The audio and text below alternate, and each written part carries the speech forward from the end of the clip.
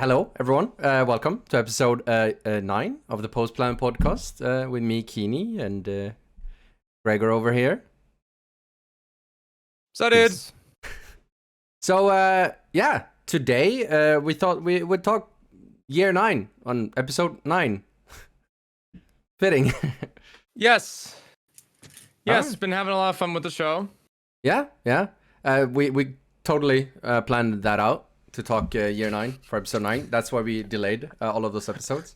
Yeah, exactly. No, but I guess we could talk about a little bit what happened since last episode. We both did get invited. You got invited literally the hour after we ended the podcast, I believe. Yeah, it was something like that. It was a little down to the wire. I mean, It wouldn't be the first time. Oh yeah, for me it was an absolute roller coaster. Man, I remember I had such a rough week, and then I found out that I was I don't know. But basically, what happened was apparently one of the devs had really taken ill with the memes and stuff that I'd made regarding the quick match stuff, and obviously I want to make it very clear. It was never meant to be a personal attack on whoever designed Quick Match 2.0. I mean, I don't like Quick Match 2.0. I'm gonna be, I'll stand by that. But I am genuinely sorry that personal offense was taken. That was not my intention. Anyways, we're not here to talk about that for once. Hopefully, a bridge has been built. Yeah. We're being chilling, as they say, but. We are gonna talk. The peace talks went well. Diplomacy prevailed. Yeah, the mission of Rainbow. I don't have a gun over here pointed at my head. We are so back. We're so back. No, but we're gonna talk about year 9, which we both got to play. We didn't go to SI, but we got to play it online, which was also a bit of a roller coaster. But hey, So as it tends to be. Yeah, I mean it was especially now because half people were at SI playing, and half of them were online. And there's always the issue with online where some content creators, they get invited, they go and they watch the briefing, and then they just don't play. And then we're sitting there just trying to get 10 mans going. I don't get it either. But Ubisoft did have demos and stuff available more than once. I like that they do that at least. Yeah. 16. I like that they 16 my goat. I like that they at least allocate guaranteed playtime, guaranteed sort of content time, even if you don't get a ton of B-roll. It's still, nice of them to do that. Yeah. But yeah. What are your overall thoughts on season 1? I'm happy with it. I didn't really know how to feel about Deimos as a playable character, and we can talk about that further in the show. Yeah, I mean, we're on the same page there. Yeah. I feel like, at least the implementation. Yeah, and I have really mixed feelings about it. I'm really back and forth on it, but just talking about the actual kit and the design and the fun of it. Yeah, he's a super fun character to play. I mean, I can't really knock him for that. Yeah, they've done a really good job of in that terms, and he has so much flavor. I love the whistle he does when he's hunting. His voice actor does cool. A great job. He's cool. Yeah. Obviously, I mean, I'm kind of with you on the maybe it would have been really cool to implement it one day, but it does feel weird. We basically just. I mean, I know he's not actually part of Rainbow, and he's just a playable villain. But it also feels he was a terrorist 5 minutes ago. And now we're playing him, and that feels kind of, I don't know. I feel wouldn't have made more sense, a year later, maybe. It kind of reminds me of in the Walking Dead show, how Negan ended up kind of becoming a decent guy in the end, but at the end of the day, he still had killed Glenn and shit, and now it feels they just he killed Glenn and all. Oh yeah, now he's with us. I don't know. Yeah, and it's weird. But whatever. I think they're trying to do the action movie angle of we got to work with the big bad, for for how long are we going to do it kind of thing. And I mean, I told you. I mean, I think my exact words were like, "This is the like final act of the movie or the season finale of the show." But we're doing it And episode 1. but now it's episode 1, and it's not a TV show. It's a video game. Yeah. And there's a lot of different angles that you could go with it, so I can understand why people might be a little agitated. The way I kind of interpreted it, I always thought it was a little bit strange as far back as Void Edge, when you had Yana added to the game, because I just don't think she's going to be in a position where she's going to be doing tactical work. I don't think she's going to be doing field work. And the way that it was framed was like, well, it's a training exercise, right? Maybe she just wants to, the R&D, she just wants to test the gadgetry in an environment, and she's the person who's most familiar with it. And then it's sort of like, okay, yeah, sure. And then with Deimos, I think you could make the case for, look, like Rainbow is a blacker than black organization. You could probably bring in people to emulate his fighting style, bring his exact type of kit so that the operators are get more familiar with him in that kind of environment. I mean, there's a million different ways that you could approach it, but at the end of the day, it is a video game, and it is multiplayer only. I don't know. It's a gray area because he was a former Rainbow operator. And so there's like different arguments I think you can make either way about it. Yeah. I think if you were going to do that, it had to be at least a former Rainbow specialist. Otherwise, I just don't think it would have landed at all. Yeah, yeah. Which he is. Gerald Morris. Yeah, it's very cool how they integrated the old lore. I'm really, really impressed with what they've done since year 8. Yeah. Like, Year 7, I was kind of like, okay, like this is fun, is sort of, yeah, like whatever. And then they kind of started turning the heat up with the when they caught the big anime thing that they did with Solus, where she's got like the finger guns, and then they catch Callie, and then they had the big cinematic they did at year 8. Ever since then, I've been very impressed with the thematic direction. I kind of treat them like I said on Twitter. I kind of treat them like comic strips or like a radio play.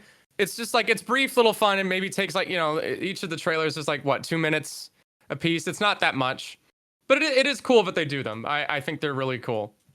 Yeah. Yeah, I mean, I agree. Going back to it, like, though, just keeping it in on track, talking about season 1, what are your, like, overall, I mean, I guess I can start with mine. Like, overall, like, season 1 in terms of, like, content, as we experienced it, like, my first impressions, like, on the content creator test server were, like, generally really good. It's actually, like, for the first time in a very, very long time, a season where they're bringing in a ton of changes, which really shakes things up, which is, even if they're for the better or worse, it's nice that we actually get something that truly feels fresh. However, after now also playing it on the test server, man... I don't know if you've had, like, obviously we have Muzzy ACOG, Thorn ACOG. Some of the ACOGs might gotta go. Like, there's a reason why, some ACOGs did get removed and why none. Yeah, I haven't gotten my hands on it quite yet. Yeah. I did remember looking at the list and going, okay. Yeah. Like, and then I just kind of looked at some of the options, and I was just sort of like, yeah, it's all right. It's like, it's kind of turned into like a lot of spawn picks, a lot of running and gunning, because we're also getting into I think we discussed on an earlier podcast how with Rainbow Six Siege it kind of makes sense for defenders to have worse weaponry, because that encourages defenders to actually set up unfair setups, unfair angles, unfair etc., right? But now it kind of feels like defense and attackers are more even in terms of weaponry. Obviously not necessarily DPS, but in terms of like what ranges they can, approach combat and such. And now on the test server, that doesn't feel like the case. So you're seeing a lot of defenders just wide swing any angle they can, and you don't really feel like you're at a disadvantage when you do. And I think that's really causing like an issue with the design and the balance of the game, because I feel like if defenders are taking these angles, then they should generally be at a disadvantage, but now they're not. So I'm not sure how I feel about that. So we'll see how that kind of evolves or devolves, I guess.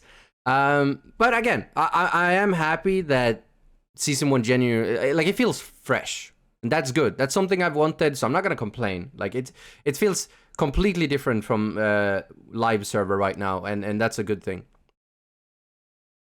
Yeah, I agree with that. I think the only thing that I was concerned about the scopes was that I'm not sure. Sometimes it's difficult to gauge how much the mechanical floor is going to be taken advantage of with a particular mechanic or design choice. And I think that at the very least, the increase in the ADS time across the board is having effects. Yes. I can't really say how much. That's something that you would have to run a much more involved sort of test to even do. But I would take the current iteration over the previous iteration every day of the week. It may not feel like it 100% of the time if you get killed by a particularly frustrating spawn peak, but I think those particular instances, my prediction would be they won't be as common. And so I'm okay with rewarding mechanical skill in places where it's appropriate. I just don't. I think people need to keep an eye on it. Yeah. I hope the devs are keeping an eye on it. Yeah. And I like the idea behind it. I'm just curious to see how much more they're going to iterate on it over the course of year 9, because I know they're not just going to leave it alone. It wouldn't make sense for them to be taking the approach that they have been since the culture change to just stop there. So. Yep. Yeah, I mean, I pretty much agree. I will say it's... dude, I hope he's gonna listen to this, but I just really love Joshua going on the reveal panel and just really like hammering out like the same words that we've been echoing here. Just hearing him talk about, wanting to, get away from the TDM meta, wanting the game to move towards the tactical thing. It feels so refreshing to actually hear a dev echo your own sentiment on how you wanted the game to be. That feels really good. Yeah. It's just really nice. Yeah. Big fan of Joshua. Yeah. I really like how he said the quiet part out loud. Yeah. Getting up there and saying this is a tactical shooter.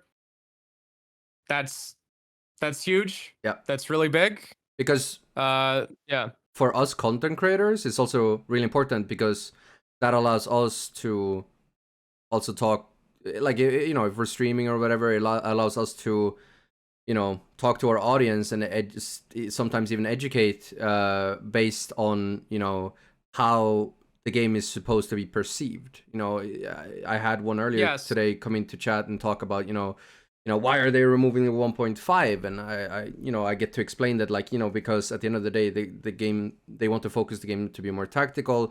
Now you have to actually make a choice of, do I want to play a more angle holding playstyle with an ACOG, or do I want to play a more aggressive style with a 1x or iron sight, instead of this weird mishmash, I can do everything with a 1.5 stuff that we've had on live.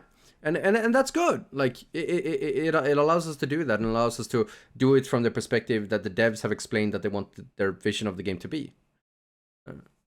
Which is good. Yeah, it allows you to contextualize it. Yeah, that's big, because I think that not being able to do that makes it difficult for you to actually, find out what kind of opinions, you can, I guess, get away with going public with. Not to say that I don't think you or I are famous for our ability to keep our mouths shut. But I do like being precise with the way that I talk. Yep. And I do think that it's important to just get the words right. Get the words right for what Siege is. And the point that I've always hammered home is that the game is not necessarily something like COD, and it's not necessarily something like Arma, right? It's something that's managed to, it's our esports tac shooter, right? Like, if you had a tactical shooter, right, in the same vein as something like the original Clancy games or like Squad or Arma or Hell Let Loose or Postscriptum or something like that. If you were to make that into a competitive environment, what would that feel like? What would that play like? And I think that we're finally getting to a point where it's like, this is the creative vision that we want to do, and we're going to try to get as close to that as possible. Now, there are some things that we haven't gone over, like line items in the patch, that I'm a little like, okay, like gamerism moment here, gamerism there, like angle grip basically being sleight of hand. Stuff like that, I'm kind of like, okay. I mean, I get the idea. I just think, we should try to have a conversation about unified mechanic approach. At the same time, I don't think there's anything wrong with the game kind of double dipping per se. And as long as they just pick a lane, that's what I said with the alibi 1.5 scope controversy that kept going on back year 6, I think. Year 7, year 6. Yeah. That whole controversy. I said it back then. I just said, like, we have to pick a lane. Like, we have to either figure out, do we lean into the snappy, like, arcadey kind of gunfighting because the game is one-shot headshot, right? We can't get away from that. Do we lean into that, or do we try to make it into a tack shooter that has punishing TTK? And I think we're finally picking one, and I'm happy about that. So. Which is also really comforting because, if you asked me a month ago, I was very unsure. I was very, very unsure of sort of where Siege was heading, and also speaking to ex-developers and stuff, it really wasn't necessarily doing a solid on sort of where... Yeah, Ubisoft likes to do this to us. It wasn't doing a solid because and it made me really sort of like worried about the future of the game. But to actually hear them go live on stage in front of hundreds of thousands of people and actually say that, like, this is what we're doing, and we're gonna do that. And obviously, we're gonna have to wait and see if it's just words, of course. I'm not gonna say that I'm completely sold yet. Of course, they're gonna have to put up or shut up, right? Of course. Me too. But it's still comforting to hear. It is. It genuinely is. I agree. Yeah. If there's one thing that Ubisoft is really good at, it's their marketing. Joshua knows how to say the right things. He's good at that. Yeah, he's a cool guy. Yeah. I knew something was up as far back as year 8 when he was using like tactical terms for the mechanics. I was like, wait a minute. Mm-hmm. What do you mean by that? Yep. I don't know. We'll see. Yeah. We'll get more into that later as well. Sort of talking about the vision and when we talk about the entire roadmap, because there's some interesting stuff there. But yeah, any other things? Like, I mean, have we even really talked about demons yet? How do you feel about demons overall? Like, as a new operator, as a gameplay wise, Yeah. So he's marketed like a 1v1 duelist. Yeah. I understand why. Yeah. However, I do think his gadget is going to be more leveraged as a long-term information gathering device. Yep. And he should try to stay alive. I don't think he gets value if he takes the 1v1 and gets slammed. He's a support operator. Yeah. Something to keep in mind too. It's a defender-sided game, right? So even if you can see where they can see where you are peeking into their gunfight advantage. So if they have to remain stationary, that puts you at a disadvantage, right? That's not how that works. So he definitely relies on teammates. I think that's an important component of it. Still, it's really interesting because he can play more aggressively in terms of support play than I've ever seen from a Siege character. That was something that I noticed in particular with post-plant situations. If you play fast, you can really take advantage of the mental game aspect of it, and people not expecting you to swing as aggressively in a post-plant kind of environment if you get the tracker on them. Yeah. So that's something that I did manage to take advantage of. And his guns are really cool. I'm not too big on the AK. Wait, he has primary guns? Yeah, well, all the guns are good. I mean, the AK, like I said, is kind of still, it's like a respectable AR. Yeah. But the M590 is like, I mean, everybody loves the M590. It's like one of the best shotguns in the game. It's iconic. And the revolver is obviously really good. I don't know if they're going to nerf it or not. I think they probably will. Might give it like a little bit of a recoil like bump. It does. Right now you can just like spam it. I do want to say, after playing it even more now on the test server, it has a surprisingly fast drop off. If they are like 14, 15 meters, you get into the point where you actually require 3 body shots. Okay, but so that's a good balancing metric though. Yeah, it does become quite horrendous at range. So, but it's very good up close. So it's gonna be interesting to see. Like, I don't know. Initially, demos felt very strong when we're doing the content creator test server thing, but now that I'm on the live server and it's, you know, a little bit more Wild West, it becomes harder to use. You're also getting into this sort of like Macy J Brava situation, where I'm droning and either all my teammates are dead, or I'm droning and all my teammates have already rushed down the entire site. So why should I even use my gadget to begin with? Type situation. Yeah. And Demos kind of also comes off as like a win more operator. Like, if you get to use his gadget, you're already in a situation where you're already winning. So it's like, I don't know. Would I rather just pick an operator that actually makes us win in the first place? Maybe. I don't know. Because it's also kind of hard. Like, if 5 people are alive, you don't really want to use Demos' gadget too, because then you're just kind of tunnel visioning yourself instead. It's interesting, but it brings something cool to the game, at least. It brings something cool to the game. I like the interplay of the counteractions. I like it when they lean into the gadgetry. I'm okay with having like the gadgetry a little bit overtuned if you do what they do with Deimos, where it's like, okay, this might be a little bit overtuned, but you can only use the pistol. Okay, this might be a little bit overtuned, but you know, you can only do such and such, right? That's an interesting way to integrate more fun, you know, kind of impactful. There's risk and reward. Yes. Yeah. Yes. I like that a lot. More stuff like this is good. And it's also like we said during our playtest. Now it makes sense why they did what they did with nades from below. Because if Demons would have came in like that, and he has frag grenades, and he would have been able to nade from below with a live ping. Yeah, that would have been really broken. That would have been bad. Yeah, that would have been busted like crazy. So that lines up. Thoughts on shields? Shields are so fun. Yes. Oh yeah, cool. You've been converted.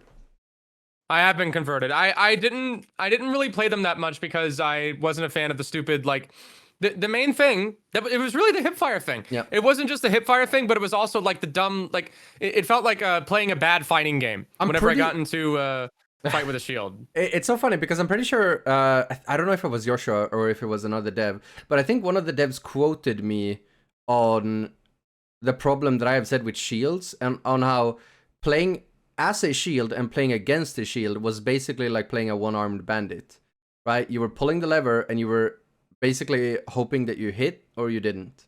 And vice versa, if you were playing against a shield, you were just praying that they would not hit you. Like, it basically just became a game of chance. Yeah, and the hitbox was so wonky. It was difficult to tell like when you could go for the melee and when you couldn't. And there were like iframes. It was so, it just wasn't fun at all.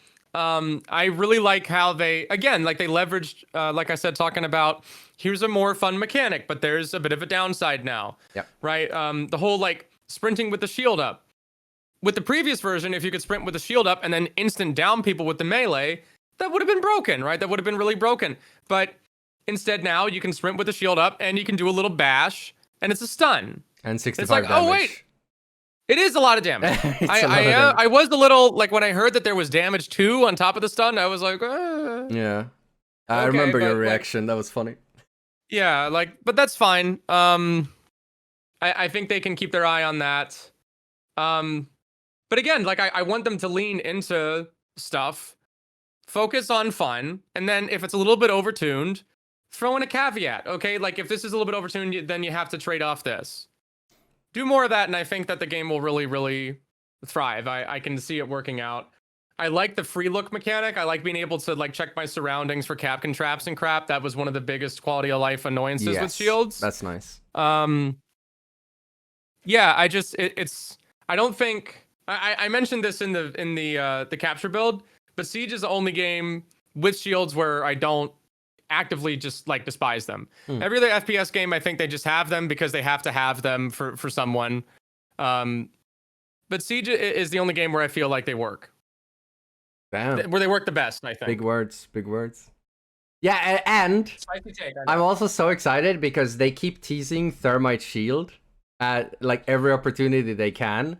Like we know it's happening. Like let's be real. They initially showed a Thermite when they were talking about who else could get it, and now they literally said that like in the future you might be able to turn on an exothermic charge behind the shield, and I'm so excited because like I remember planting that. I don't know if I talked to you about that before when we were at SI last year. I remember I spoke to like the people that were in charge of the shield rework, and I asked them specifically like, oh, now that you're doing the shield rework thing, are you also thinking about like potentially also, you know, giving shields to other operators in the future? And I remember like the devs' face when I said this, they were like, I never thought of that, right? And then I said like, yeah, dude, because like, you know, operators like Thermite, because I just made my video breaking down like one balance change for every operator, and my balance change for Thermite there was like, yeah, just like a fun addition, like give him the ballistic shield. And I said that to them at SI last year, like, yeah, Thermite shield would be amazing. Like you can actually safely approach walls and start, you know, hard breaching and stuff. Like that would be awesome. And yeah, they said that, and I'm like, yeah, that's pretty cool. That's pretty cool. And now they're teasing it all the time, and I'm so happy. It's like it's not Boss GA card, but it's at the time they were like, yeah, it's a little bit. What do you mean by that? Yeah. So I'm super excited. You tend to have a habit of doing that, game. Well, you know, we say that, and people always ask me like, hey, can you do your demon magic to get this into the game? But at the end of the day, it does come from you work on the game for as long as we do, you kind of get in the habit of it. Yeah, and it also comes from just sort of like again, we're going back to what we talked about earlier, like just understanding the vision of the game, right? Yes. You do get a good fingertip feeling of what works and what would be really cool. And this is one of the first times. Sorry. No, go for it. This is what the delay, because you're like all the way across the ocean. This is one of the first times where I feel like the community and the devs are like on the same road, like we're on the same track. That's massive. Yeah. And the cool part is that it's not at the expense of one community or the other. That's something that I've always kind of had an issue with the game in terms of like, you know, it's had an identity crisis for a long time. I mean, I can't think of a game that's felt like it, at least. Yeah. More identity crises than Siege in particular, because it bounced off of a really popular book that had a certain kind of vibe and certain kind of energy to it.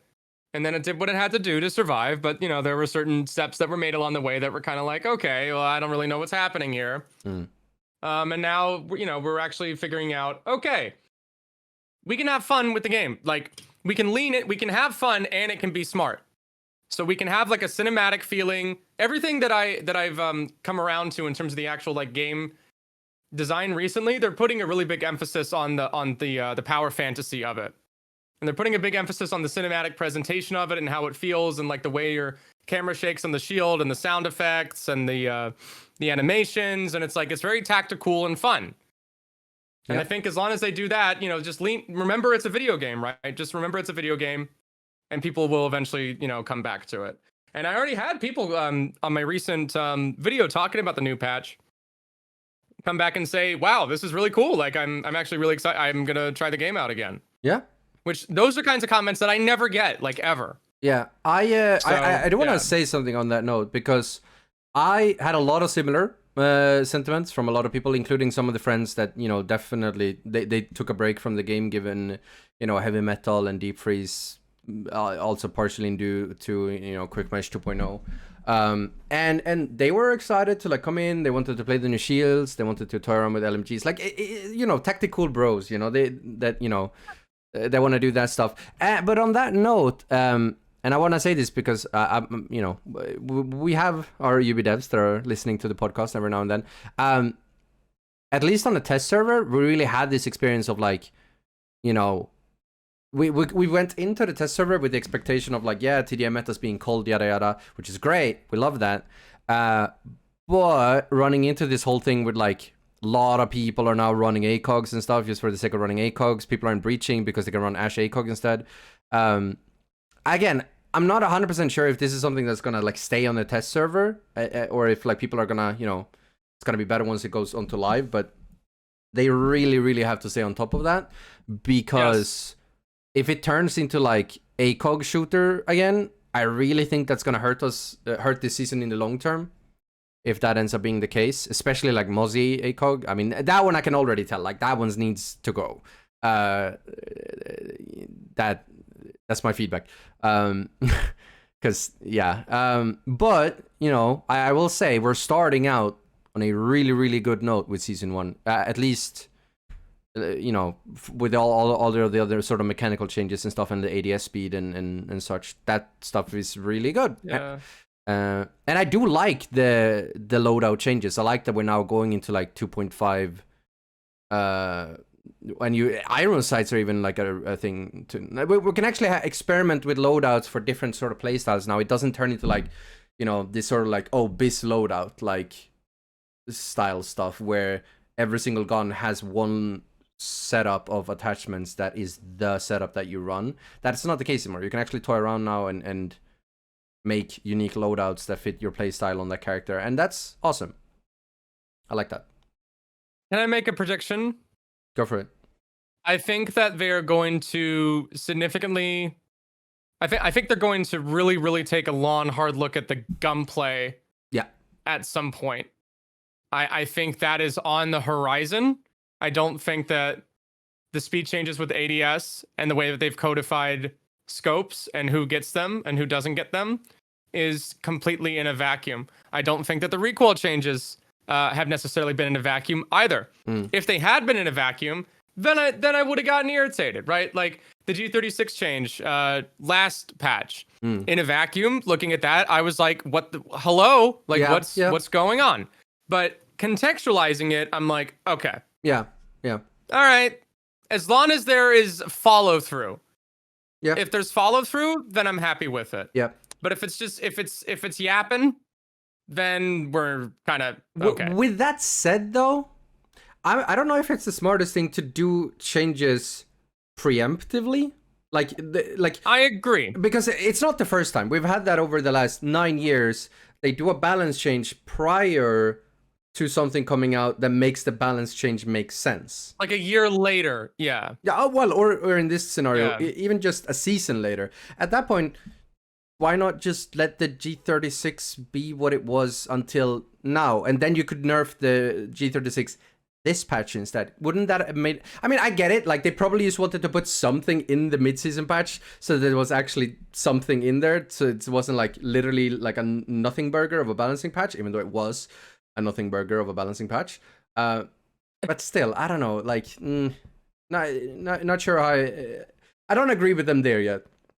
I do hope that obviously this year they take a more aggressive approach to balancing. It sounded like they want to do that, and if they do, I'll be a very happy camper. Yeah. Let's call it a spade a spade. Yeah. Okay, because like you and I have made a career off of not BSing people. Like whenever I upload and somebody's like, "Well, this is a little bit clickbaity," I'm like, "Uh-huh." And then it's like, "What? How could you do that?" And it's like, "Because I'm trying to make money, dude. Like, is that okay? Is that allowed?" Like, there's some things that Ubisoft don't hate does the play, I hate like, the game. Exactly, right, yeah. Like, with Ubisoft, it's the same thing. I think people get this idea with game devs where it's like they think every game dev is in like a $5,000 suit on the 50th floor of some high rise in New York. And a personal vendetta against them specifically. Yeah, and it's not. Yeah, and it's not like that. Like a lot of them wear sneakers and sweatpants to work every day, and they go to the coffee maker and it's like, "Oh, we need to roll out a patch. Hey, what's on the thing? What's on the spreadsheet? Oh, this gun seems a little. What do you guys think? Yeah, I guess we can get away with it." Honestly, okay. You make it seem like they work way faster than they do right now. It already is a little more consolidated in my head, isn't it? But yeah, like, there's just like, it happens. you know, like workplace stuff happens. I get it. Just don't like, I don't know. Just have a long-term plan. Ubisoft is their whole thing with Siege, and this is something that I think is just kind of, it pertains to the actual physical layout that the company is structured in, because it's a massive studio, and it's not just Siege, right? Like they have other crap that they're working on. There's different teams for different stuff all in the same building. And bureaucracy, just like, it's stuff just takes a while to happen. Is that, you know, as expedited as gamers would like to be? No. But gamers, you know, they spend all day on the computer. So it's like, you know, of course you're going to get a little bit impatient, right? Yeah. Like I'm guilty of that. And different teams that are smaller are going to be a little bit more reactive to things. I understand that.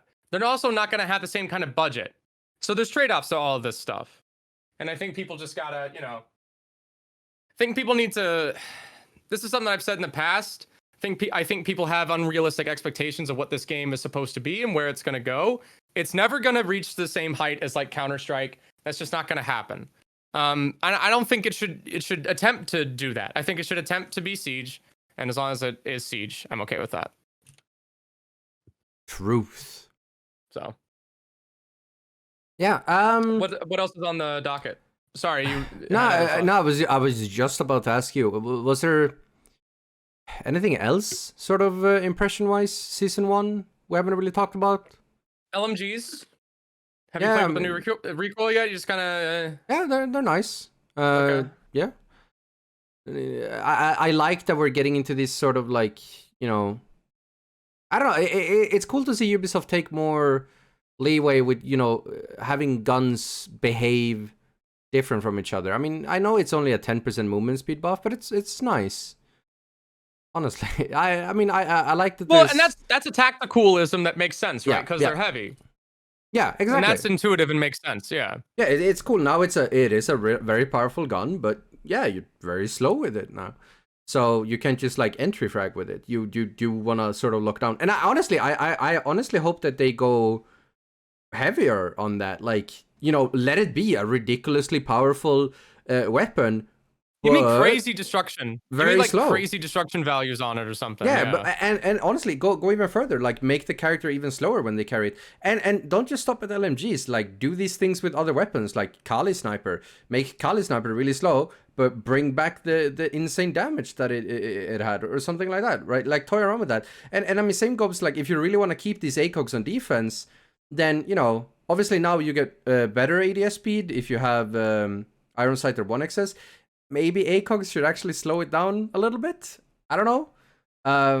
You know, if you want to offset, if you want to keep the ACOGs and you want to instead, you know, offset it by actually making it so that you aim down slower with an ACOG. I like that we're getting into the sort of like that attachments actually have like pros and cons to it now. Right? Yeah, I agree. You know, you can pick Iron Sight, you get a worse sight profile, but you ADS faster now. That's cool. I like that. I was using that a lot on Vigil's K1A. I was really having fun with that. Iron Sight? And the horizontal grip too. Oh yeah, the horizontal grip. Oh yeah. Yes. Yeah, I was really and that did kind of throw me for a loop. I wasn't sure if it meant like I literally placebo affected myself. Like I put it on and I was like, guys, I'm running so much faster. This is so cool. And it's like it doesn't change the movement speed. And I was like, it is though. Huh? It is overall movement speed. I think it is. I thought it was just a strafing speed. No, apparently it's just movement speed completely. I think. I don't know. I'm very confused there. And honestly, I was equally confused because we asked our demoist, like I specifically asked, is there actually a reason to bring Iron Sights now, considering it being highlighted? And they were like, no, it's just, you know, a 1x. But now I know that they have a faster ADS speed. And the laser sight too. Oh yeah, that doesn't cut the hip fire spread anymore. Now it is ADS speed as well, yeah. Oh, so that doesn't affect shotguns. Yeah, so shotguns actually did get nerfed. However, shotguns are now part of the faster ADS, so they're still kind of like faster ADS. And with sort of the game being less like, quick peeking and more commit to an angle, shotguns are a bit better as well. So there's like pros and cons to all of these changes to shotguns. So yeah. Well, that's interesting. Yeah. Yeah, and that wasn't yeah, no, it makes sense. The Bandit MP7. Yeah, Iron Sight's laser, I could definitely, yeah. I've already been running Iron Sight on both Fener and Bandit there, so yeah. I'm ready. I'm here to party. The Vector doesn't have too bad sights either, in my experience. And the ARX. Funnily enough. Oh yeah, you're true. Same as and MP7. Sam's gun. Oh yeah, the SC3000K. True. Has the same sight as the ARX, I think. Like and that he's little, a 3-speed too. Post. Mm-hmm. Okay, you're onto something. I like Sam, man. Sam's a great ranked operator. Not so much in comp, but he's really fun in ranked. I feel like gun's he's super slept good in comp a little bit.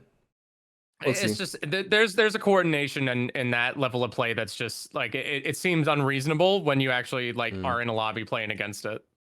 It feels like it feels like you're fighting SEAL Team 6, like literally. It's pretty crazy. That is true. But yeah, I'm trying. I feel like there's something we're glancing over, and like some poor dev is just sitting here watching. Like, talk about this.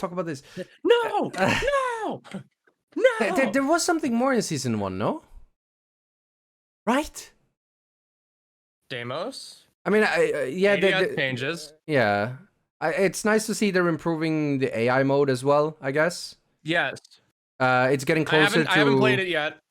Yeah, it's nice. There's just more stuff, more maps and stuff. I mean, it's nice. Eventually it's gonna be a very good replacement for Tiant. So I mean, it's cool, I guess.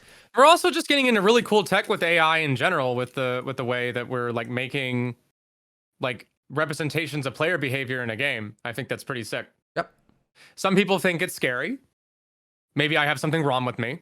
But that's the Melusi AI will take over. Yeah. I mean, you know what? Let's just, I mean, generally speaking, though, season 1, potentially really good season so far, at least. I'm positive. I agree. Do you want to talk season roadmap or? Yeah, let's bounce over. Where are we at? We're at 42. Yeah, exactly. Yeah, we can pad a little bit for length. So. Yeah. Yeah. What do you think? Generally speaking, really quite good. I think, honestly. I agree. I do think there's some things that I'm a little bit hesitant about, but I'm gonna wait and see where it evolves to. Obviously, we already talked about season 1, so I guess we could just immediately jump to season 2. And first of all, Soulless nerf. Finally, long time coming. And I will say, given what they said that they would do, they would reduce the range and they would add a prep phase cooldown. It's pretty much exactly what I've been saying that they should have done for the last year. It's nice that it's finally happening, but it maybe have happened a little bit faster. Just gonna put. I got cold feet on that take. I had the take. I said, yeah, you should just like disable that crap in the prep phase. Yeah. And then the first couple of comments I got in the post were like, "That's an unprecedented nerf." And I was like, "Whoa!" Well, it's because some people just don't and I'm just understand like, it. Because people don't.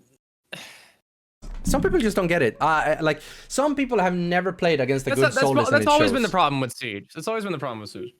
I just love how it's become like an insult whenever we were watching Pro League and it was like someone who made like a horrible play on Soulless and you could just like, oh my god, you make Soulless look balanced. I think someone said that on cast as well, which is it's just a hilarious insult.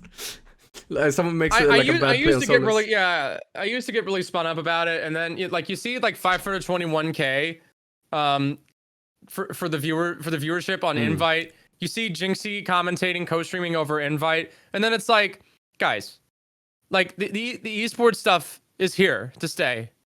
Like, pick a lane. I mean, right? Like that final was really either good. Just deal with it or go play something else. I don't understand how much longer we're gonna do this crap. Like we're just gonna have the casual versus esports war forever. And at a certain point, you got to look at data. You have to look at variables and go like, okay, why is this character OP? Well, let's take a look at the context of it, because here it affects the decision making. Well, I don't have to do that decision making in my silver lobbies. Yeah, because you're in silver. That's how that works, dude. Yeah. I'm sorry. Like, different results happen in different environments. That's that's science. That's just experimentation. I got caught up on I don't think experimenting is a word. Yeah. Do you understand what I'm trying to say? Is it? Experimenting is a word. Experiment. Verb. Sorry. Experimenting. Yeah. I'm going on a tangent. Good. I got it. Okay. I'm gonna come back. I'm coming back to planet Earth. All right. Yeah. Yeah. I mean, in general, season 2. What do you think overall? I mean, obviously, you and I are both happy about soldiers getting nerfed. But yes. What do you think of? Obviously, some people aren't super happy because allegedly we're only getting 2 operators. Well, we're only getting 2 technically new operators this year. And instead we're in season 2, for example, we're replacing it with a recruit remaster. Cool. Awesome.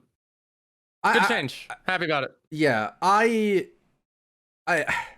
always had the hot take here. I've always kind of hated recruit because like we're playing in a game where the gadgets are the focus, and for some reason it's a meme with a character. I think year 2, year 3 Reddit of Siege just like broke us in half. Yeah, and it's like we're haha funny character without a gadget, hee hee, and like you know. It's just stupid, and it bred toxicity because people were like, "Oh yeah, pick recruiter, the team kill you, yada yada." And it's like, I don't play Siege to play with no gadget. I play Siege to put up my mirrors. I play Siege to use my smoke to deny plant. I don't want to, play this operator who doesn't do any of that. We're old, chat. We want to play the freaking game. Yeah, and we want to play the game. We don't want to do Reddit crap all the time. Big Chungus, LMG mounted and loaded.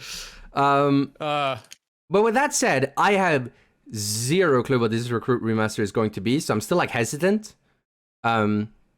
Apparently they are going to be made into actual operators on each side that you're going to be able to pick, and I have no clue what that means. Like, part of me thinks it's going to be like you're going to be able to pick like a pseudo version of existing gadgets on that side. Like you could pick like between 3 different like. Either like you're like a pseudo thermite or like a pseudo nomad, and you just get smaller versions of existing gadgets you can pick between. I don't know. I have no clue what it's gonna be, but I wouldn't. I'm not gonna say I'm not interested in hearing it.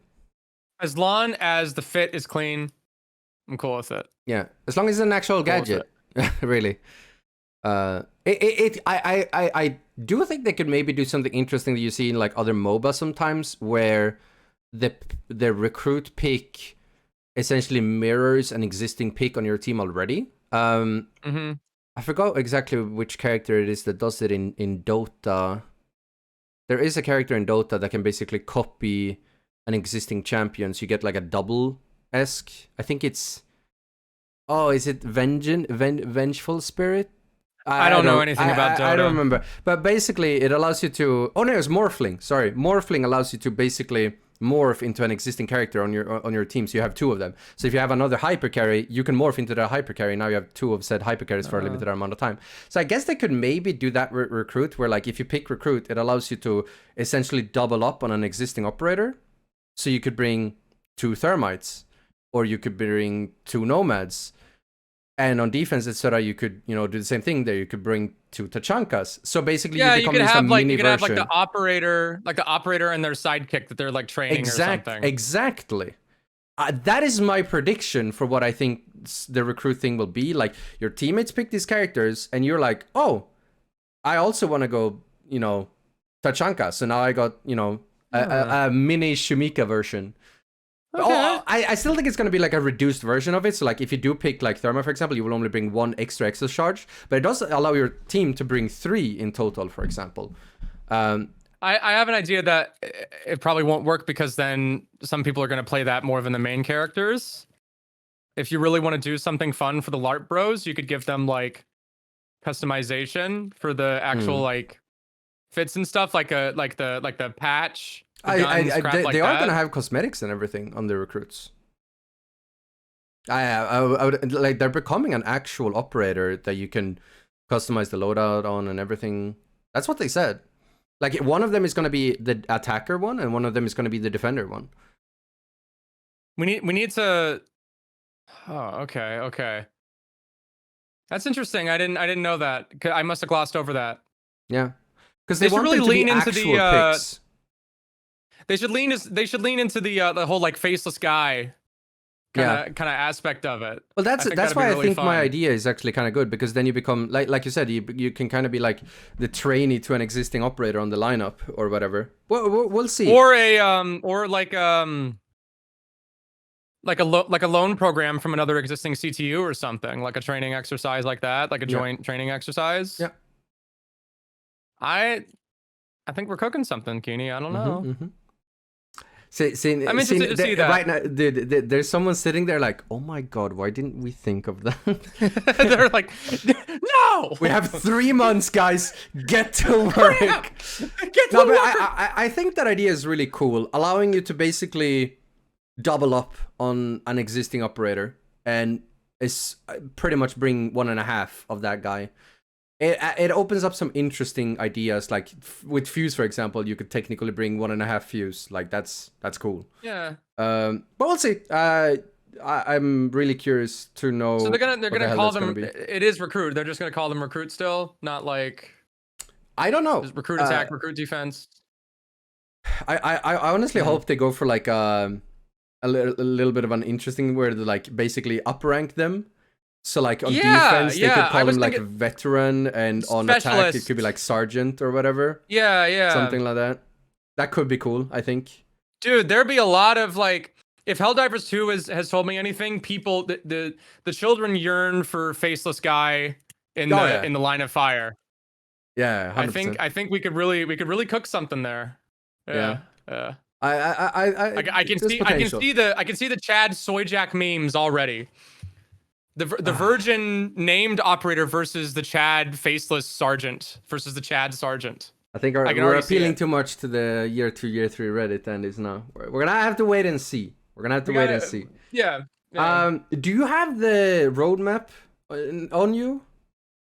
On me? I can't really. Where? No, I wanted to like double check, so we're not glancing over something, because I'm afraid we would. I'm gonna see here. I posted Soyjack face. Oh my god, year 9 low key kind of thick. We did basically talk about everything. Oh yeah. Why you just flashbanged me? What? So you mentally flashbanged me. Okay. I also did realize we didn't talk about the projectile trajectory previs. Oh, true. What are your thoughts? Should I start? Yeah, go ahead. Okay. Go ahead. So initially, I think mine and a lot of other people's obviously reaction to it was like, oh my god, my skill ceiling, right? I think that was everyone's first like reaction to it. However, I'm gonna say this: Siege is already like such a like huge depth skill ceiling game, and I feel like there are some moments where like we don't actually have to care about the skill ceiling, and instead we should care about the skill floor, because that's also important. Yes. And I think this just kind of opens up even more playmaking. Yeah, and also for practicing angles and stuff. So honestly, like I think it's a good addition to the game. To be completely honest. Yeah. No, yeah, I want to have avenues of skill expression. I want people to be rewarded for thinking outside the box and doing cool stuff with the gadgetry. I think that's fine. Yeah, I think that's okay. Counter-Strike is not a fair comparison for this particular kind of thing, because Counter-Strike has much more limited variables in terms of its utility. Now, that's not to say that there isn't like an infinite amount of depth with Counter-Strike. There's lots of different ways that you can play around with the nades in that game. But in terms of the actual options that you have, right, Counter-Strike has flash, smoke, fire, frag, decoy. Yeah, that's 5 things. Siege has 70 characters with plus 70 unique, 71 now, 71 unique gadgets. So, and not to include the non-unique ones that are already in the game, like and the secondary also stuff. including multiple maps with multiple bomb sites, with multiple ways to open said bomb sites and maps up using destruction. There's a lot. Yeah, so it's not 1-to-1. Yeah, I'm cool with it. I'm okay with it. Yeah. Yeah. Going into season 2, I'm gonna read off the list here. If you guys are wondering when I'm looking down, it's because I'm looking at the list. I guess we can just kind of go from the top down on the roadmap. We'll talk through it. The second thing that I guess is actually worth talking about, I'll skip a few that I feel like, you know, they're just nice things. I think we can all agree. But let's talk about this. Map filters coming into standard. Supposedly, if I've understood it correctly, I might get it wrong. You're going to be able to select between 3 different modes when you queue for standard. Either ranked maps only, non-ranked maps only, and then all maps. So 3 different filters. I like that. Yeah. I will say I do like that. That improves, is like Counter-Strike. That improves standard to a degree. I still miss having operator bans, so like you can still contextualize certain strategies in mind. Like for example, right now I want to play demos, and I want to get usage out of demos. So I would love to experiment in context where mute is banned, for example. I cannot do that if I play standard. I am forced to go into ranked in order to practice how demos performs in an environment where mute is banned. That I would like to actually have a PvP test environment where I can test how demos performs when mute is banned. And I agree. That is an issue. I'm not with standard. fan. Sorry. Yeah. No. I was done. Yeah. I'm not a fan of not having a copy paste ranked to like unranked playlist. Yeah. I think there should be a draft mode. Yes. I think that is like League of Legends got that right. Yeah. There should be a non-stakes involved. Like this is the experimenting part. This is that's science, right? We're getting back into like experimentation. Yeah. Right. This is the non-variable affected environment where we can try the thing out. Then we look at it and then we can try it in the environment where it matters. Yeah. I would like that for a game like Siege. Yes. I miss that with unranked, and I want that back. I do like the improvements that are happening here to standard, and I don't want map bans because I do feel like map bans actually is catered to people that, actually want to avoid learning. But I do think that operator bans actually do open up trying out a lot of different strategies, etc., etc. So that is something that I would really, really hope that they reconsider adding into standard. To that point, yeah. Sorry. I was just going to mention, obviously, going back, and I want to say this, we talked earlier about, the devs saying that they want to focus on culling the TDM meta and making the game feel tactical. I do want to make it very clear that I do not think that that sentiment cannot coexist in a game where Quick Match 2.0 keeps being doubled down on. I think having a mode where people are encouraged to not strategize, where people are encouraged to just run and gun and not actually set up site, cannot coexist while you're also going live in front of hundreds of thousands of people saying that you want the game to be more tactical. I don't think those two things can coexist. But yeah. I agree with you. I think that it's silly that they've not addressed it. Yeah. I think that they are going to look at it at a certain point because they will eventually have to. Yeah, something's got to give on that. I think the sooner the better. Yeah. I also think, yeah. No, I mean, I can, with that said, like, I can guarantee that eventually, even if they're doing it, a year or two from now, eventually we're going to have to look at a Quick Match 3.0, and they're going to have to scrap the presets and stuff because it's just not going to work out. For multiple different reasons that we've highlighted and such. Yeah, and I don't know, to the point I was trying to make earlier, like, I officially don't know what makes a map good in Siege anymore. I don't think there is. I think it's a vibe. I think it's literally all vibes. Maybe to a point, people care about pathways, pathing, amount of angles that don't feel frustrating, like a non-frustrating amount of like variables to control. Yeah. I officially do not know what makes a map good. I think because every time I think a map is good, it's bad, and every time I think a map is bad, it's good. So maybe I just suck at the game. I just like I don't know, like, because I like Emerald.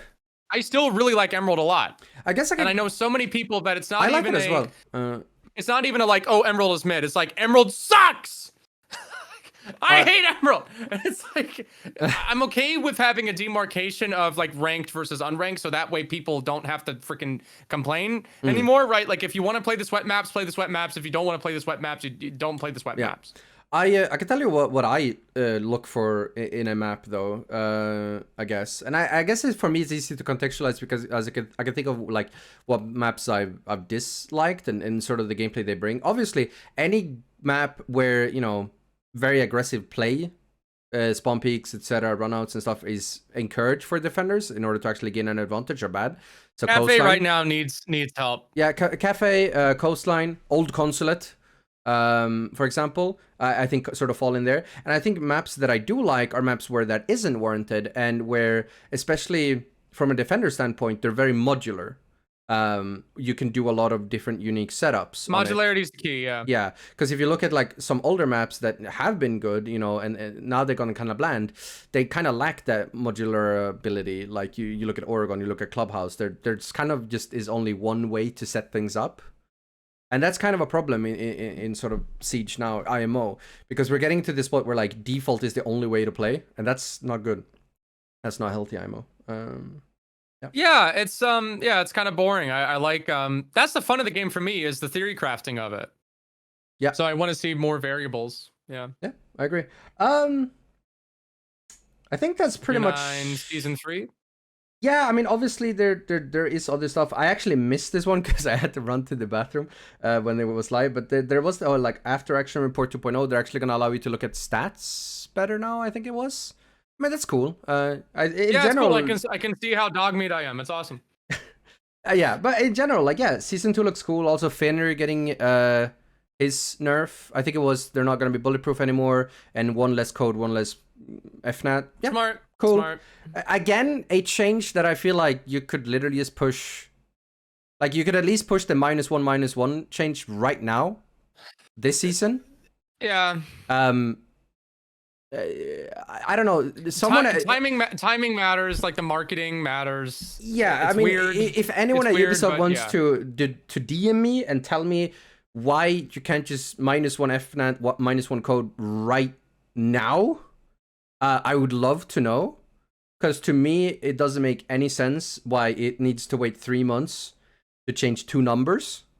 I'd love to know. Obviously, maybe the bulletproof thing takes more time. That one I can understand. But the numeral changes. As somebody who knows how to code, I know this thing takes 3 minutes. Yeah, like, no, but to me it seems like, you know, you're changing 2 numbers. I highly doubt that nerf to Fenrir should take another 3 months to do. I don't care. Like, it should be on the TS right now.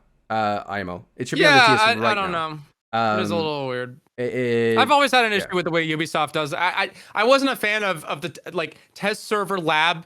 Like, it's a test server for a test server. I was like, hello, what are we? Hello, what's going on? That one is. But again, I do hope that Ubisoft actually do what they say they will and have a more aggressive approach to balancing. I hope that even season 2, season 3, season 4 can have an equal amount of just fresh feeling to them as season 1 does right now, for better or worse. Just keep it fresh. That it's genuinely more fun if the game is fun and chaotic at all times than sort of ending up where we ended up last year, where we have a stagnating meta for like an entire year. That's not fun. So honestly, do keep that up. It's fun when it's fresh. It really, really is. Agreed. Yeah. Agreed. All right, season 3. I think you and I already spoke a little bit about this. We cheated on you guys. I'm really excited for this. Yes. I'm really excited for Galanos. I think that's the op. Was that I think the it's name? her. We think it's her. Kiri Galanos. Yeah. For those who don't know who Galanos is, I think it was back in Velvet Shell mid-season reinforcements when Glass got his thermal scope. They did a fun little lore tidbit. It's the only time they ever really did that. There was a fun little lore tidbit where Glass lost a sniper competition to a Greek sniper Galanos, who is also part of older Rainbow Six games, just like Gerald Morris, Demos, who's introduced in Season 1. So are you seeing a pattern here? Year 9, old Rainbow callbacks? There you go. Galanos is going to be Season 3. Like, 100%. And the even more interesting part there, she's obviously a sniper. We're getting a defending sniper? Oh my god. That's fucking sick. Probably. I think it's probably what's going to happen. Yeah. Because they did also say... I'm really excited. Yeah, I'm really, really hyped. Yeah. They said that that operator would shake up things a lot, and I mean, defending sniper would shake things up a lot.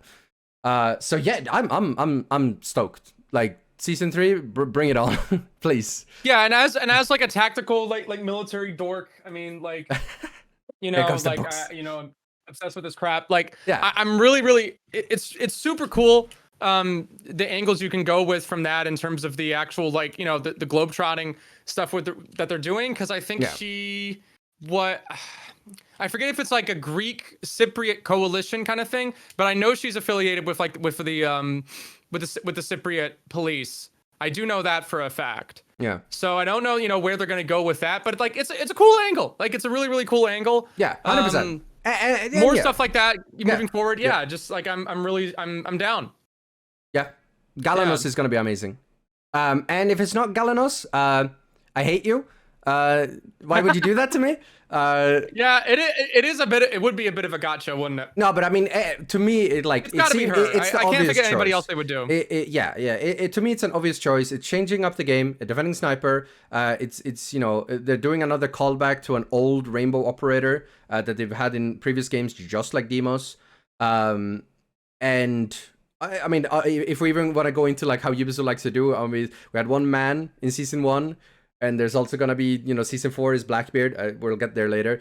Recruit, obviously Season 3 is going to be a girl as well. So again, like, Galanos is a girl. So like, everything just kind of points it to being Galanos. And the name is also badass, like Galanos. Like, hey, maybe with Recruit, we don't know. Maybe you can it's like Helldivers. You can do different options. Maybe. Recruit is non-binary. You heard it here first. But and another thing, Deimos is a Greek thing. Deimos, Galanos. Like, there is a pattern here. Okay, I don't want to be that guy, but I am that guy. I'm really curious. I want to see what maybe Galanos like had a She was like sussed out by Gerald Morris, like when he was on the team the whole time, and then she tried to say something, but nobody listened to her, kind of thing. And then, you know, it's like we get the final confrontation. It's just like I always knew you were a rapscallion, Gerald Morris. You know, like I'm really excited to see how that goes. I think there's a lot of predictions you can do here. Yeah, because if you do look at Deimos' lore in his bio, they're talking about, you know, potentially using him to go against his own funders, which is really interesting. Yeah. I'm not sure what they're going to do with that. I'm really curious about the... I mean, I could see Galanos actually wanting, you know, to give Demos a slap in the face, because they used to work together, right? Like, now he's back. Yeah. They can tie her it's like a comic there book. A lot. It's like a comic book. Like we're going back into the source material, and we're drawing interesting things, and we're like taking it and flipping it into something new. And, you know, we're not like completely cutting out and retconning the new stuff that we came up with, because it's like there's no point in doing that. Like, there were some good ideas. Yeah.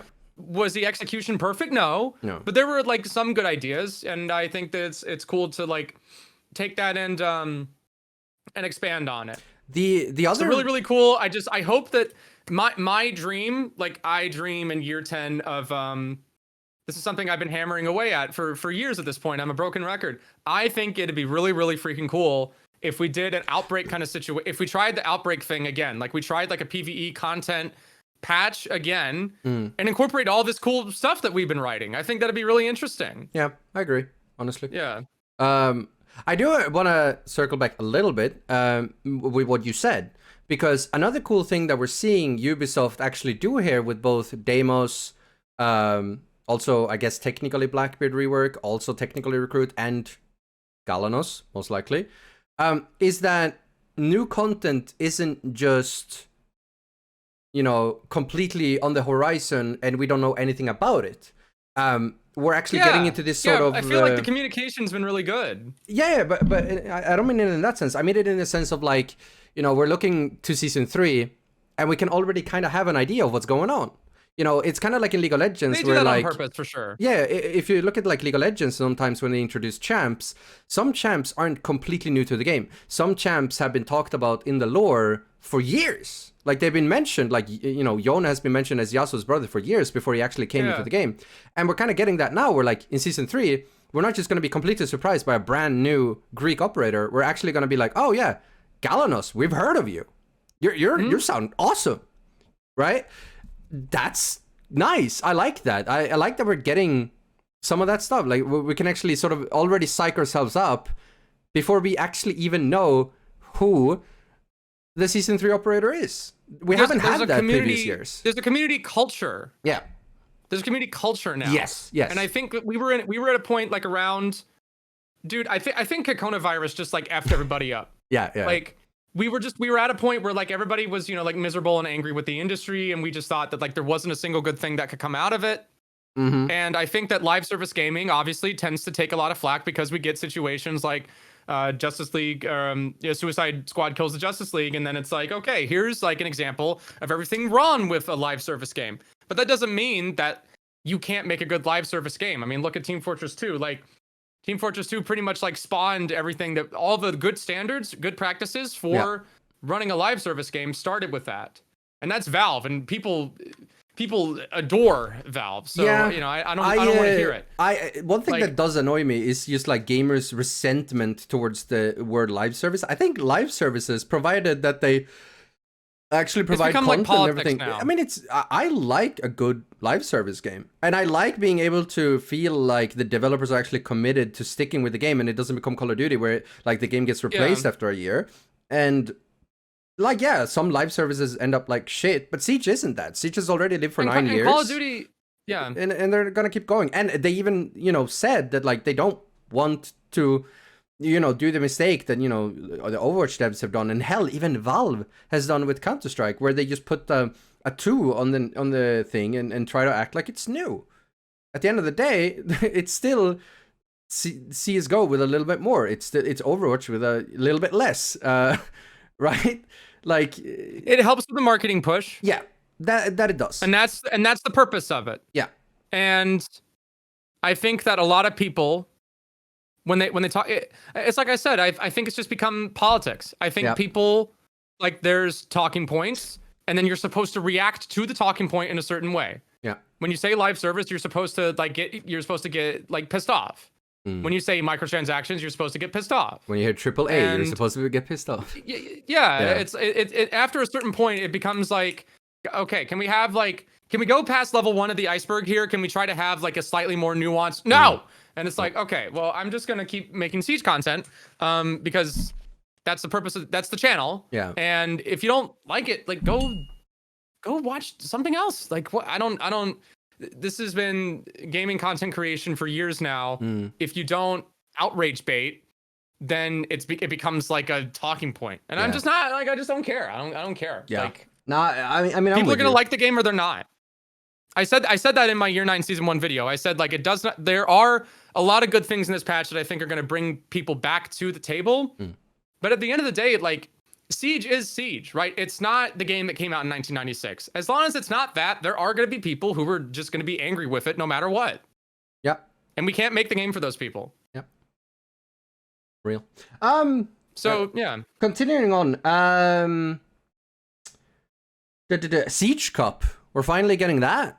I'm so excited. Yeah. I'm hyped. That's big. As someone who has enjoyed countless Clash tournaments in League, I'm psyched to have the same experience in Siege. Just getting together with 4 other dudes and just duking it out in a little tournament thing. It's really cool to actually get a more competitive experience. I'm gonna cook.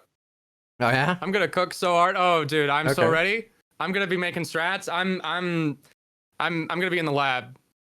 it's gonna be cool because it's gonna be a lot of fun content opportunities. Yeah, I'm excited. and I want to make one thing very clear too.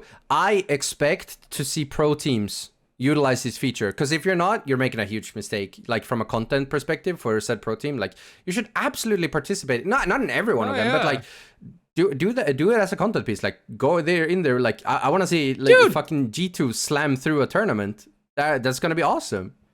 Dude, and the players can like mix and match. Like instead of like the DZ roster, it's like maybe like a couple of people off of that roster like team up. What would Pro League look like with these guys on the same team? Like that. Oh yeah. There's so many different things you could do with that. And pro guys plus content creator, you know, like stuff like that. Okay. Now you got me wet, Greg. That's it. No, but I mean, it's genuinely going to be really awesome. Like that. It's going to be really awesome. To be honest, I'm very excited for Siege Cup. It's gonna be sick. Hopefully. Yeah, I can't wait. You know, I can't wait to carry my team with my 0.7 KD callouts. Yeah, dude, you're a support player, okay? Hey, we got a little bit. I remember the Element 1 stuff. You know, we got past the first round, so I was happy with myself for that. Yeah, good job. Yeah. Anyways, I guess one thing that wasn't really highlighted. They were talking about a Dokkaebi update.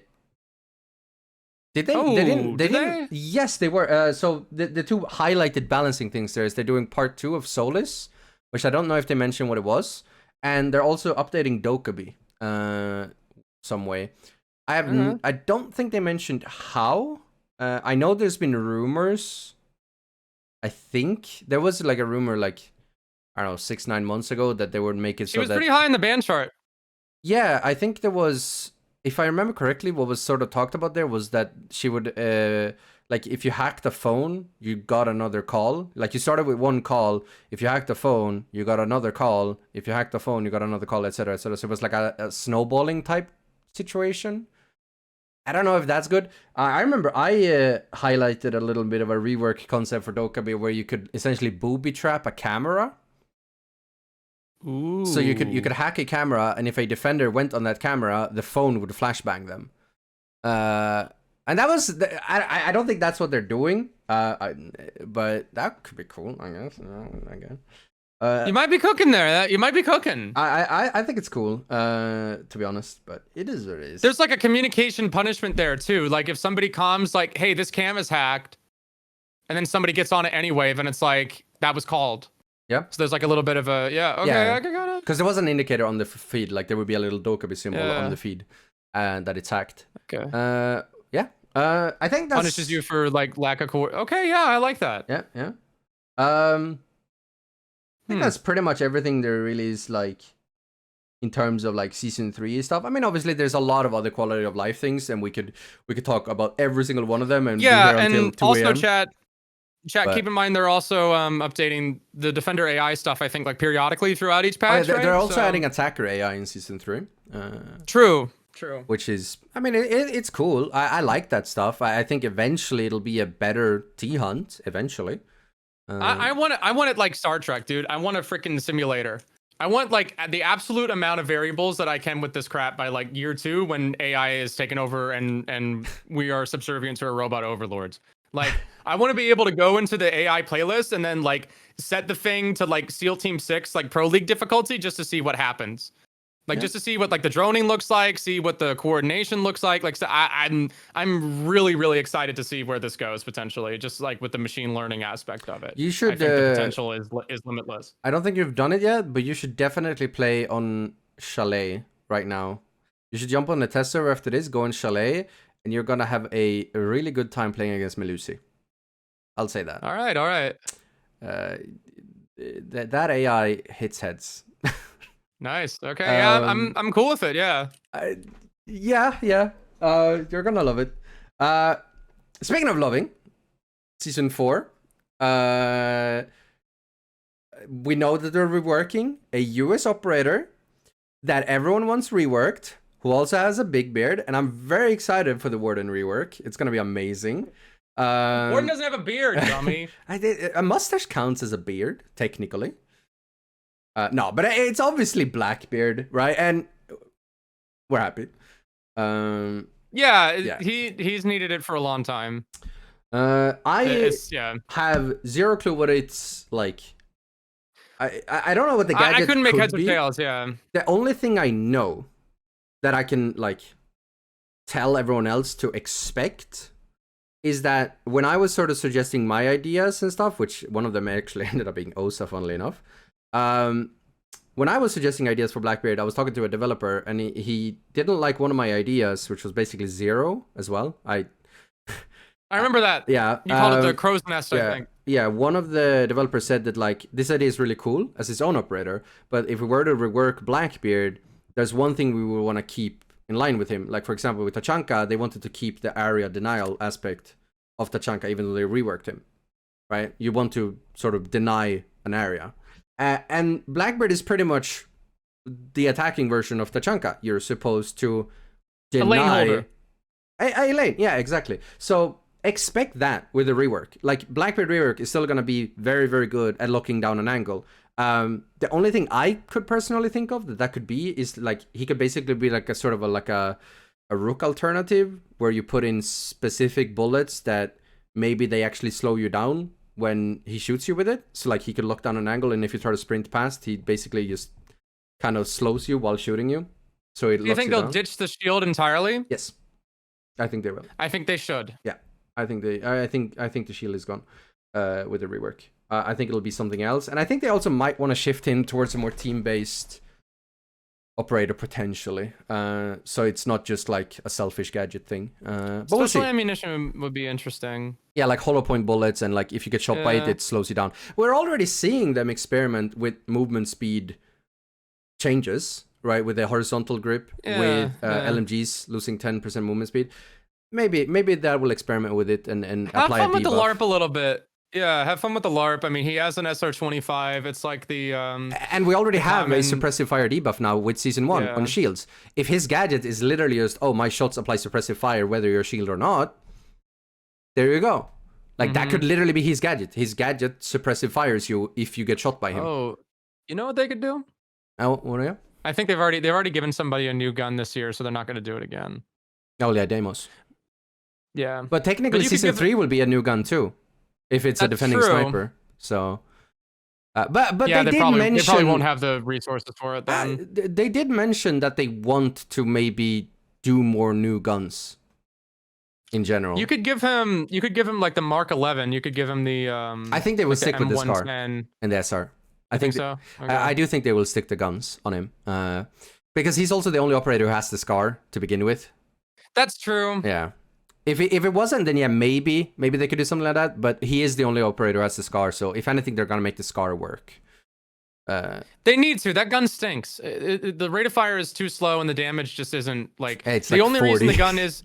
Yeah, the only reason the gun is the way it is because his gadget is just such a pain in the butt. Yeah, they have to mitigate it. Yeah. So hey, the SCAR will be a viable option at the end of this year. So. Yeah. Nice. Yeah, maybe give it like I guess I think I'm on the same track with you with the special ammunition type. I guess I'm just not sure. I think that's what I think that's I could see them experimenting with the suppressive fire debuff. Like, I activate my gadget, yada yada yada. Now my shots apply suppressive fire, and it slows you down if you get shot by it. I'm thinking, like Chamber from Val, like the slowing effect with the sniper. Yeah, maybe. They do love to take ideas from Valorant, so who knows? Well, they repurpose them. Yeah. And that's cool. You know, like Sens, it's a Viper wall, but it's also it's a Viper wall that goes in different directions. Yeah. And that has that does affect the way you use it. So I'm cool with that. For sure. Yeah, I don't know. Maybe you get like a little launcher on the underbarrel of the gun that like fires in a straight line. And you could throw like crowd controlling gadgets from the launcher. Okay, dude, you just gave me the silliest idea for a gadget. Imagine setting up like a long ass tripwire across a lane. I I don't disagree with that idea. I think that's oh my god, dude, interesting. you literally shoot like a grappling hook thing that just puts a line across the entire thing, and like operators have to vault over it or they get stuck on it. That's kind of cool. You literally just shoot out a tripwire thing. I might have some good ideas from time to time, Keeney. Oh my god, that would be such a crazy gadget. Yeah, I think they're probably going to do something like that. They want you to like be able to play in the back line and have influence. Yeah, so it basically becomes like a line of gridlocks that you can vault over. That's cool. Okay, two good ideas for what they could do with the Blackbird rework, I guess. Yeah. And both sort of do what it's supposed to do with Blackbird. Like we said, like you're supposed to lock down an angle. Oh my god. We'll see. We'll see how close we get. We'll have to look back. Remind me. 11 months to check back here. Bookmark it, chat. Clip it. Yeah. We'll see. Maybe they borrow an idea again. We'll see. Yeah. Going back to other stuff that's coming in season 4. New console to PC option in crossplay. Nice. I mean, console players can now join PC players on PC lobbies. That's nice. You can play with more of your friends. It's cool. Yeah. And I'm not too irritated about the like the aim differential, because as long as it's a choice, right? Yeah. It's an opt-in. So yeah. Match. And I'm sure there are controller players out there that are gonna fry me, and so that's fine. Priest. All good. Yeah, Priest. Jinxie. Yeah. Then there's obviously match cancellation 3.0. I don't know where match cancellation 2.0 ended up, but it's 3.0 now, which means quick match 3.0 is possible. Yes, it is. So cheaters now get automatically kicked and the game gets cancelled. Nice. Like Val. Yeah, that's really, really good stuff. Automated texture moderation.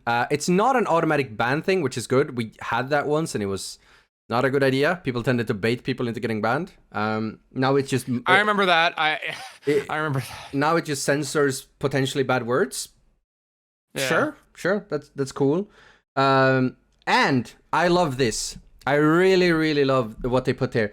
Instead of putting like, oh, in season 4, we're buffing Grim here, like they did last year. They literally just put, we're open to see where the heck we are at the time. That is super good, because with balancing, you can't look, 9 months ahead. More reactive. Yes. They're saying that they're going to be more reactive, and in season 4, we're going to see where we're at, and they're going to change what we're at. That is good. I love that. Obviously, we have to see if they actually end up doing that, or if that's just an excuse to not do much. We'll have to see what kind of meta we're in at the time. Or, are they sticking the ACOGs? Are we going to be in an ACOG meta? Are we going to be in a Galanos meta? I don't know what the hell is going to be on there. Well, we'll have to see, but it's potentially really good that they're saying that they're going to be on top of it. I like it. I'm excited. Yeah. Then there's new dynamic matchmaking 1.0. They really love adding numbers to their updates, which they used. I don't know if you're playing in Australia as an example, and there's not a lot of people online. It just opens up the matchmaking more, and you can get, if you're not getting a match, you might actually now get a match, even though it might be a little bit less balanced. Sure. That's cool. Yeah. Sure. And yeah, they're just adding more maps in general.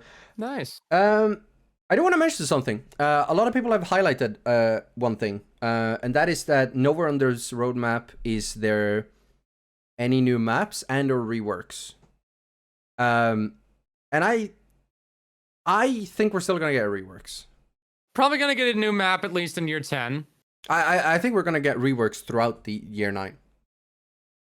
It's just not on the roadmap, because I don't think they want to lock themselves to the roadmap like they did before and then have to oh yeah, we had to delay it, right? I don't think they want to delay anything this year. I think they want to stick to the roadmap and throw in a few surprises here and there, because at the end of the day, they still have an entire team of, I don't know, I don't know how many, but lots of people that are working on level design actively, and they're just not gonna take a Sabbath year, right? They're still gonna be working on stuff.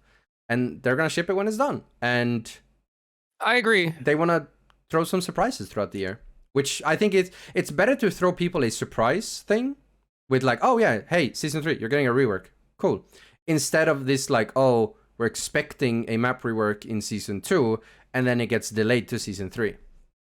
Because delays annoy gamers. And I think they want to put stuff on the roadmap that they can guarantee is coming that season. They did the smart thing by prioritizing a new map that at least got into the competitive rotation.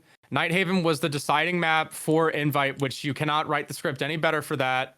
Yeah. The very, very final, like down to the wire match decider grand final map 5 was Nighthaven, which was like...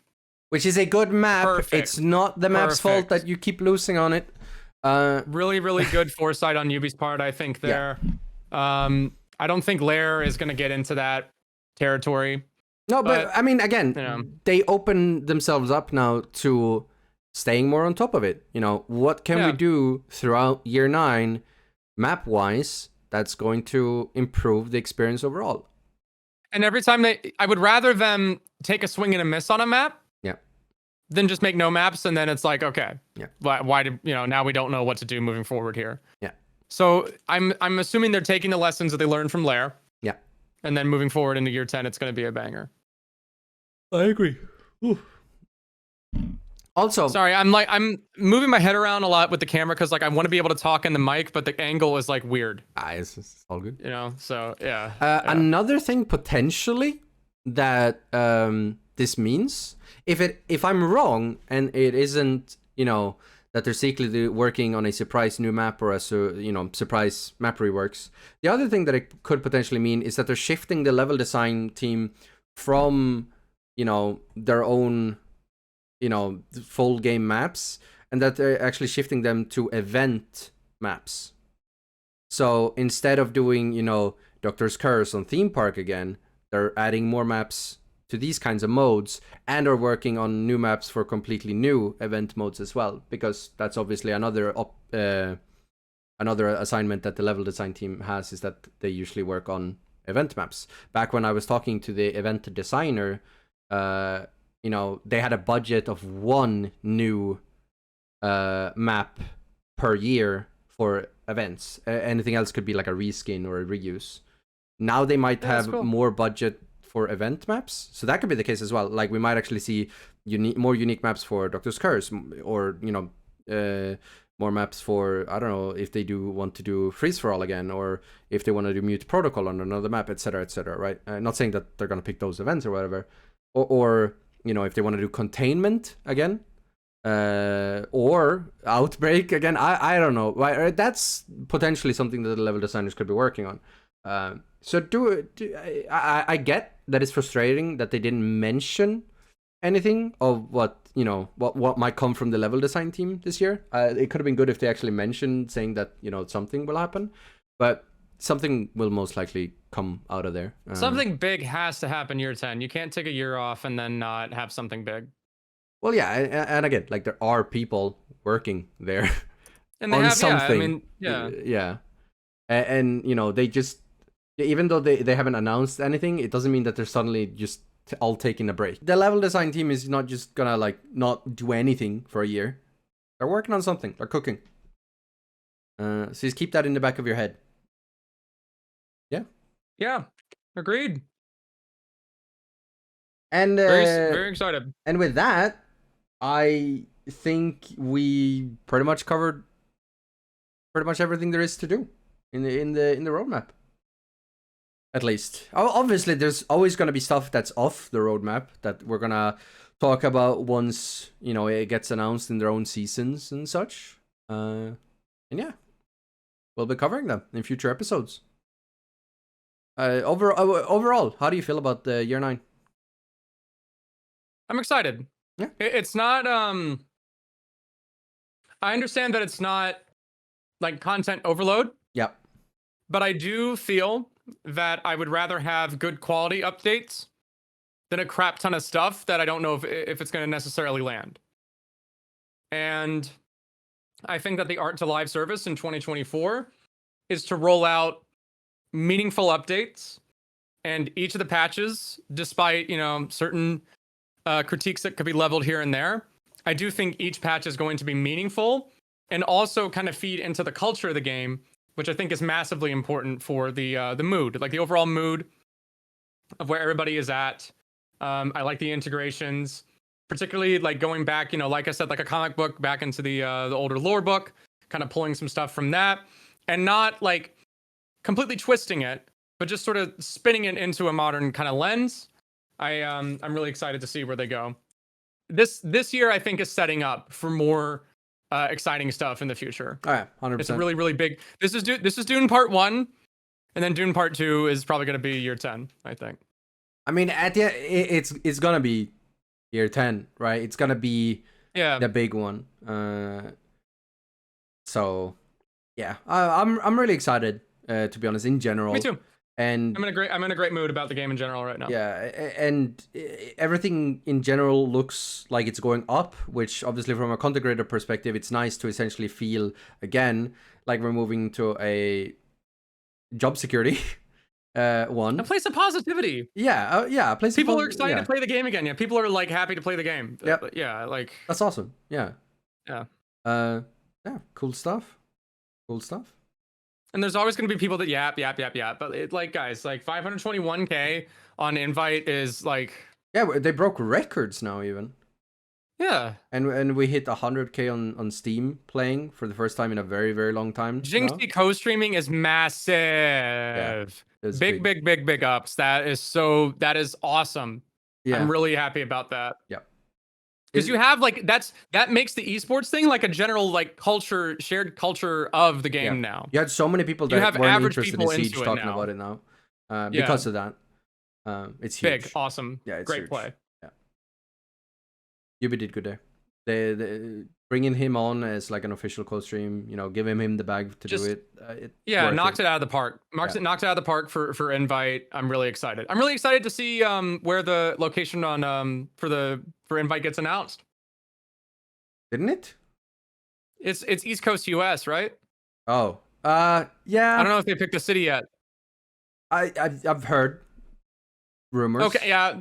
All right. We don't have to, yeah. No. But yeah. I think they want to cook there. Let them cook. Yep. Yeah. And I'm definitely going to the East Coast one if that's the case, because I want to see all my homies again. Yeah. I want to see my gang. Maybe I can get my gang invited out to invite. That'd be kind of sick. That'd be fun. You guys you could meet my IRL friends, my umfies. Your umfies? Yeah. All right. Hell yeah. But yeah, I think that's pretty much it for everything year 9. No clue. Well, I guess our next podcast will be somewhere a couple of weeks into the new season. We'll talk more in depth on how we're feeling about the current state of it once the meta might have settled a little bit. With all the new crazy ACOGs and demos and etc. It's gonna be a wild ride, but we're here for it, and hopefully y'all will be too. Yeah. Any closing words? Couldn't have said it better. We're back. We're so back. We're Barack. We're so back. We are so back. All right. We've never been more back.